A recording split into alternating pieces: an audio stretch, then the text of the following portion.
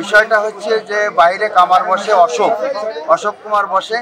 তো অশোক কুমারের সাথে মুসাই নাম করে কানুটিয়ার বানুচরের মুসাই ছেলে সোনামিয়া 10 টাকা ভাঙানো নিয়ে একটা বাঘ বিতরণায় জড়িত হলে এবার পাশে ছিল বাপ্পি কম্পিউটারের দোকান।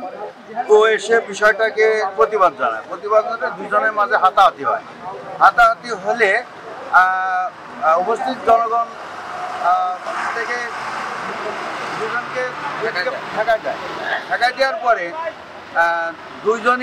দুইজনের এই সোনামিয়া একটু সোনামিয়াকে 2-4টে মারপিট করলে পরে সোনামিয়া বাড়িতে যে তার লোকজন গোছায় নিয়ে আবার একটা জটলা পাকানোর চেষ্টা করে। তখন আমি উপস্থিত ছিলাম না, তো না থাকায় পরে উপস্থিত লোকজন বসে বিষয়টা সুরাহা করে এমন পর্যায়ে যে আমরা আগামীকাল আবার বসবো সভাপতিকে নিয়ে।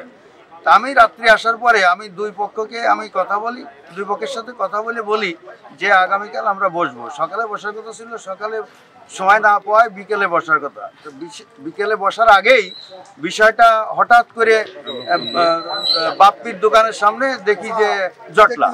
আমি দৌড়ে এসে দেখি যে অলরেডি দাবড়াদাবড়ি শুরু হয়ে গেছে। তো দৌড়াদৌড়ি করতে করতে এক পর্যায়ে দেখা যাচ্ছে গ্রাম নিয়ে কানুটিয়া এবং আওনাড়া পুরো হাজার লোক এসে হাজির।